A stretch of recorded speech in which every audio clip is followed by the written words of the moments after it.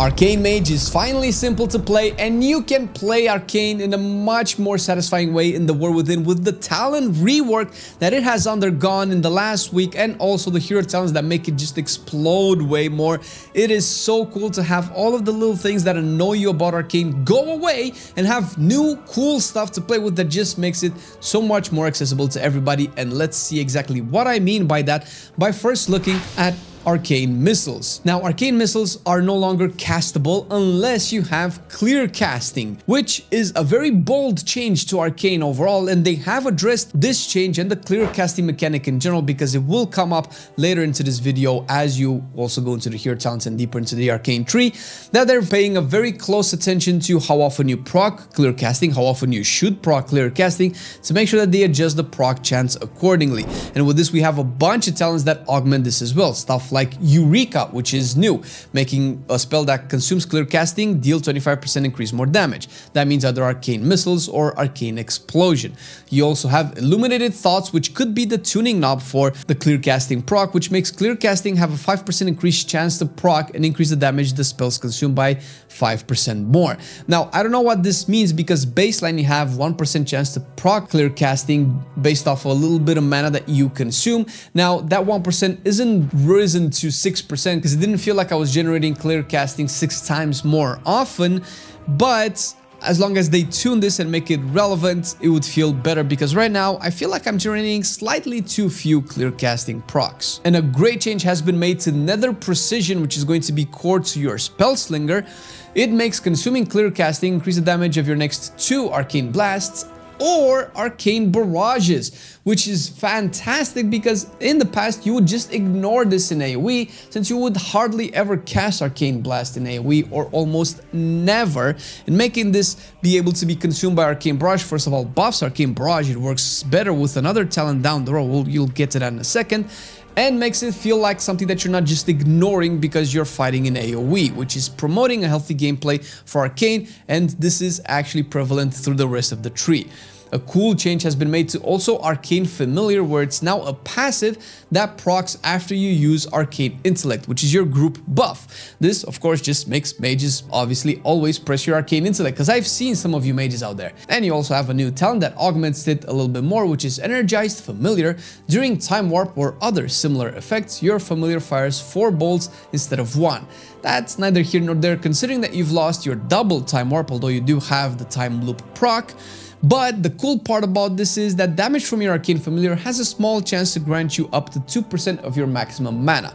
We don't know what the chance is, but getting a little bit of mana back does feel better instead of just having to constantly refresh your charges with Arcane Barrage. And I did mention that Arcane has been made way simpler to play. Just how making content is simpler with the support of our Patreons, who are helping us actually be able to do more cool videos and cover more classes on Alpha without having to rely on the YouTube ad revenue. If you want to support us a little bit more and you like our content and you want to see more of it in the future, consider checking the link down below to our Patreon page, where you will also have access to unique goodies like custom-made 4K wallpapers with your character on it, early access videos like this one, and bloopers and other cool stuff for Patreons. And you would of course be the recipient of our undying gratitude for all of the support. So thank you Patreons for making this content possible. And now let's talk about why Arcane Mage is simpler to play because of a lot of the talent changes. First of all, you'll notice that Presence of Mind is now a choice node with Wizened Wit, which makes the cast time of Arcane Blast be reduced by 10%, which gives you the option right now to juggle between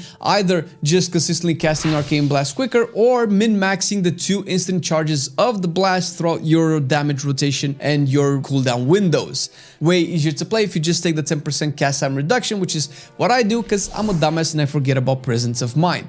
Nether Tempest has also been removed since it was kind of like a bloat talent that you just pressed. It didn't really feel great, it was just free damage. So great that that's gone. And Radiant Spark has been removed because it was very complicated to play with and it just made the rotation to 500 IQ, 5 head. It was a little bit too much, even though I appreciated the complexity of Arcane Mage. But instead that has been moved to a new talent, which is now a choice node just underneath Touch of the Magi. Now it's called Magi Spark, where your Touch of the Magi now also conjures a spark, increasing the damage dealt by your next Arcane Barrage, Arcane Blast, and Arcane Missiles by 25%. Upon receiving damage from all 3 spells, the spark explodes, dealing a lot of damage to all nearby enemies. This of course promotes the usage of all 3 abilities, which is a little bit more interesting than trying to figure out how to snapshot a couple of abilities, and it gives you the option to ignore it completely by choosing its opposition in the choice window, which is improved Touch of the Magi, that just makes Touch of the Magi accumulate 5% more of your damage. And that's just overall way simpler to play with, way simpler to wrap your head around with, unless you just want to min-max 3 additional spells. And it all culminates with a really accessible talent capstone, Nether Munitions. When your Magi Spark or improved Touch of the Magi detonates, it increases the damage all affected targets take from you by 8% for 12 seconds, further extending your damage window outside of your cooldowns, where normally would feel so bad once your Touch the Magi expires and you just kind of do nothing. This just moves your damage profile a little bit better, and because it's passive, you don't really need to think once again about min-maxing or snapshotting more things. And I say snapshotting a little bit loosely here, just to kind of point out that you normally want to fit as much damage into your cooldowns as possible, and then afterwards it's just like whatever. And we also have a new mechanic, which is Arcane Battery. When you consume clear casting, you gain spell power 2% for 25 seconds, and it can stack up to 10%, which means 5 times. Now, once you get to 5 stacks of Arcane Battery, you consume all stacks of Arcane Battery to gain Ether Attunement, so you probably don't really actually get the 10%. But Ether Attunement makes your Arcane Missiles deal 150% increased damage to your primary target and fire at up to 4 nearby enemies, dealing 100% increased damage there as well. Of course, you can play without the Ether Attunement and just constantly rock the 10% spell power, but if you do play with Attunement, you just fire Giga Arcane Missiles every now and again. And hey, you can augment this even further with Time Loop. That makes it so that when you gain an Arcane Battery stack, you have a chance to gain another one, and this effect can trigger off of itself, which is something that we've had before, I think, with Enhancement Shaman as well, where some Storm Strikes could trigger off of themselves, and sometimes you get this weird ass chain of back-to-back stacks, which is very fun gameplay wise. Now, there are some questions still left over about the fact that Arcane still has utility in its tree, while Fire doesn't really have any utility at all, and it makes it so that they're essentially dead talents if you want to maximize your performance. And I'm talking about Chrono Shift, Slipstream, and Supernova. Slipstream is my personal favorite that I usually go to knowing that I sacrifice the damage, specifically in this case of Mana Adept, which is the other way to get to Touch of the Magi, while Chrono Shift is a dead talent, although it could be way more useful, and I would argue that it might be even better placed in the tree if you can put it instead of Mana Adept, so that if you go to Touch of the Magi, you have to take one of the 2 utilities, instead of actually having to choose between utility and throughput, which is a choice that nobody likes to make when they build their spec. And Supernova just does pitiful damage. I don't know if this will ever be tuned properly to feel like an impactful ability, because it doesn't feel super, and it's definitely not a Nova at all. Granted, Spellslinger does augment this and make it into an actual relevant button to press if you end up actually taking it. And we're checking that right now as we're talking about the Spellslinger hero talents. First of all, the hero talents are actually pretty cool in terms of Spellslinger. It's very hard to see because the visuals are not that strong, but it does promote healthier gameplay for Arcane Mages because of how Splintering Sorcery works, which makes it so that when you consume Nether Precision, you conjure 2 Arcane Splinters that fire at your target. Think of them kind of like icicles for Frost Mage.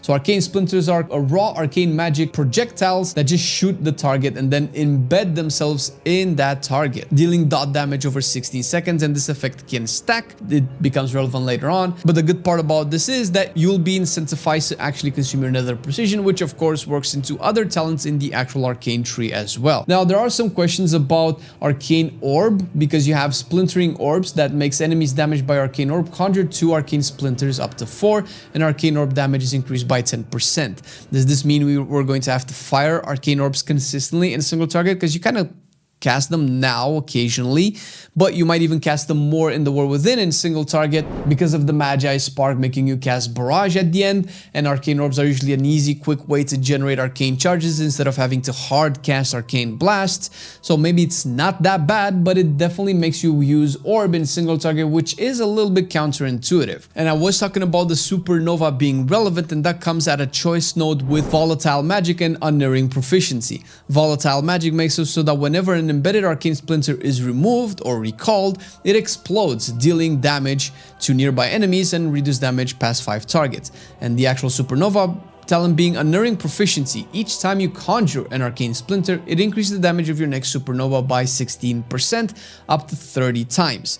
This is normally good to make Supernova into relevant button, although it's weird because currently it deals nothing, and if you do take this and you stack it all the way up to 30 times, it actually deals more damage than a fully buffed Arcane Blast at 5 charges with Nether Precision, making it a legit rotational button to press, but its overall damage contribution to your gameplay has to be balanced around the fact that you have to gather it up all the way to 30 stacks, and that takes a while to do considering that it relies heavily on your clear casting procs. The capstone called Splinter Storm is actually cool in the way it works, but it definitely lacks the visual identity that you would want from a hero talent. What the capstone does is that whenever you have 8 or more active embedded arcane splinters, you automatically cast a Splinter Storm at your target. It shatters all embedded arcane splinters, dealing their remaining periodic damage instantly. It conjures an arcane splinter for each splinter shattered, then unleash them all in a devastating barrage, dealing arcane damage to your target for each splinter in the Splinter Storm. Splinter Storm has a 20% chance to grant you clear casting, which it happens quite often actually, making it a great way to actually get a more consistent generation of clear casting, although I don't see a big problem with this being bumped to 100%, but that's just wishful thinking at this point. And speaking of Sunfury, which is the more visual and explosive version of the two hero talents, we've talked about most of it in our Fire Mage video, which you can also check, so I'm going to address a couple of the things that impact Arcane a little bit differently than Fire, because at the end of the day the cool stuff is still cool for both specs. You have Phoenixes that fire stuff at the enemies consistently, you have Meteorites, which actually have been addressed to have only 4 Meteorites proc, but their damage is increased to be a little bit less visual clutter, I would imagine. And the spears are also a cool fantasy to see around you that give you spell damage and interact with some other hero talents that we're actually going to talk about right now. First of all, I do want to talk about Rondermancy and Ignite the Future, which were hard to test because Rondermancy didn't really either seem to work, or I was never able to actually get to 5 spears reliably, considering that once again the spears revolve around the clear casting procs, and I cannot get 20 clear casting procs consistently to take full advantage of this talent, or maybe it was just purely bugged. Because if you do take Rondermancy, you definitely want to pick Savor the Moment, the other option in the choice node to the left of it, which makes it so when you cast Arcane Surge, its duration is extended by 0.5 seconds for each sphere, all the way up to 2.5 extra seconds of extension. That is really great because obviously Arcane Surge is your big cooldown and you want the spell power to last as long as possible, and it's pretty much made to work with Rondermancy, which is still the simpler way to play as opposed to its counterpart choice, which is Ignite the Future. Generating a sphere while your Phoenix is active causes it to cast an exceptional spell. Usually those are Arcane Surges or Greater Pyroblasts. Now that's how you're going to actually min-max your Phoenix and to actually make sure that it casts as many exceptional spells as possible. And the way to do that, it really sounds like you want to go into your Arcane Surge with at least 1 or 2 clear casting charges cast, because casting Arcane Surge usually generates 1 clear casting charge by default, considering it consumes all of your mana. But it also sounds like you might want a weak aura or an add-on to tell you how far along are you from generating a sphere, since every 4 clear casting charge you generate 1 of those spheres. So that might be a little bit counterintuitive, considering that they want Arcane Mage to be self-sufficient and not have to rely on counterintuitive mechanics or add-ons or weak auras or anything like that. So that is just like one of my questions or worries about it.